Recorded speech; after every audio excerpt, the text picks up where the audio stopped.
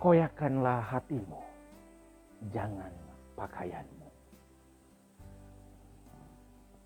Slogan Pastoral Keuskupan Agung Jakarta tahun 2021 yakni semakin mengasihi, semakin terlibat, semakin menjadi berkat. Ini ajakan moral agar orang selalu melakukan yang terbaik dari dirinya setiap hari. Setiap kita punya pekerjaan yang berbeda, kesibukan yang berbeda-beda, dan juga tanggung jawab yang berbeda-beda. Dalam melakukan itu semua, kita harus tetap melakukannya dengan kemampuan terbaik yang kita miliki. Tidak ada orang yang lahir ke dunia ini sebagai orang sukses. Orang sukses butuh perjuangan. Proses untuk mencapai itu berbeda-beda.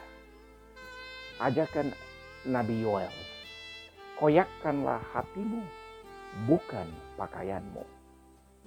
Yoel muncul dan berbicara di tengah bangsa Israel di saat wabah belalang menyerang dan memusnahkan semua tanaman mereka. Mereka menderita kelaparan hebat.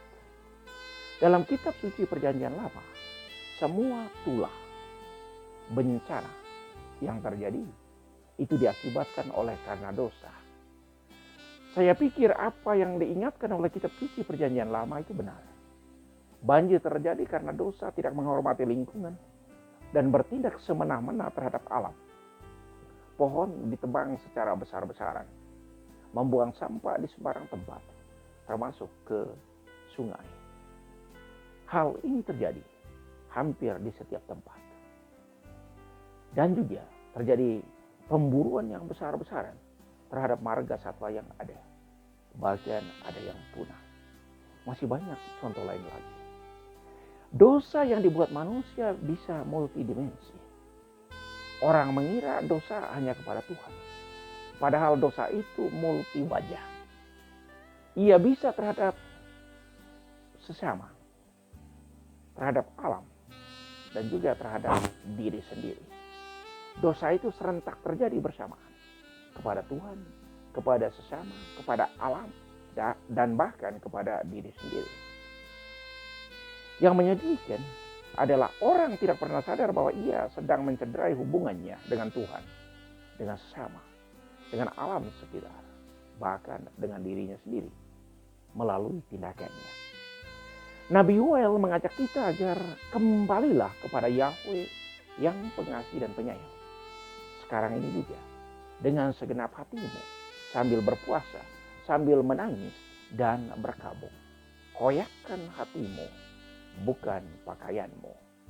Yoel bab 2 ayat 12 sampai 18. Yoel kembali menggugah kesadaran kita agar berubah, bertobat. Pertama-tama yang perlu kita ubah adalah cara pikir kita, mindset kita. Kemudian mengubah sikap dan tutur kata. Terlalu banyak orang di sekitar kita yang hidup dengan mindset negatif.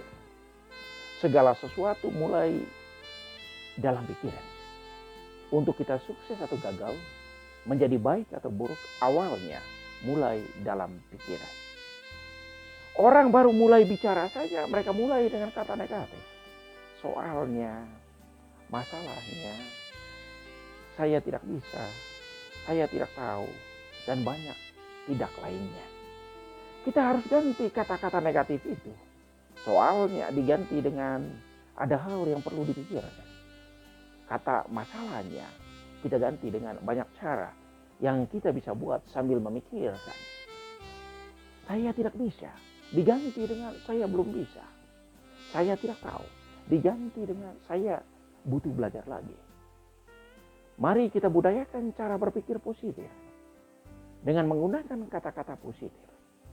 Sikap positif itu lahir dari kata-kata positif yang bermula pada berpikir positif tentang segala sesuatu. Hindari dalam keseharian kita untuk menggunakan kata-kata negatif. Karena kata-kata negatif melemahkan semangat juang kita.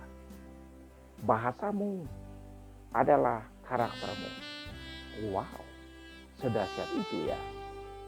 Ya, memang secara tak sadar dengan kebiasaan memakai kata-kata negatif, kita membangun suatu konstruksi negatif dalam diri kita. Mari berubah, masih ada waktu. Kita belum terlambat.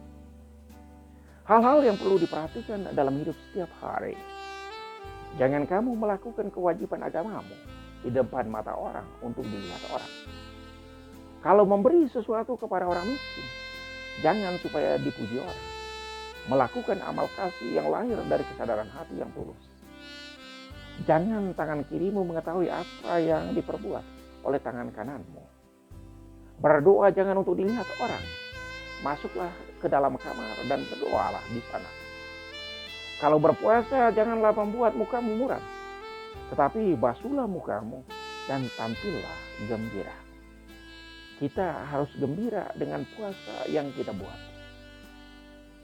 Bandingkan Matius bab 6 ayat 1 sampai 6, dilanjutkan ayat 16 sampai 18. Di sini Yesus menampilkan 3 keutamaan biblis untuk semua orang Katolik, yaitu doa, puasa, dan amal kasih.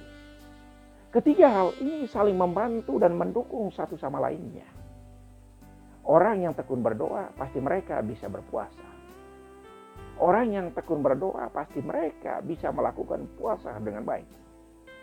Orang yang rajin berdoa dan tekun berpuasa pasti selalu memberikan amal kasih dengan senang hati, tanpa ada maksud untuk dipuji orang.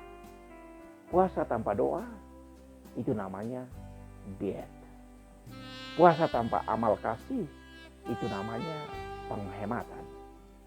Karena itu, supaya kita menjadi semakin baik dalam kehidupan setiap hari, kita perlu memperbaiki hidup doa kita. Tingkatkan semangat puasa kita. Dan lakukan kegiatan amal kasih dengan senang hati. Kita kalau tidak bisa melakukan hal yang besar, cukuplah kita melakukan hal-hal kecil dengan cinta yang besar. Demikian Mother Teresa dari Calcutta mengingatkan orang-orang yang dilayaninya dan juga para anggota biaranya. Cinta yang kita libatkan dalam setiap apa yang kita lakukan akan membuat pengaruh yang besar. Doa dengan cinta, puasa dengan cinta, dan memberi dengan cinta pasti akan mengubah hidup kita menjadi semakin baik. Dengan itu kita menjadi semakin mengasihi, semakin terlibat, dan semakin menjadi berkat. Tuhan memberkati.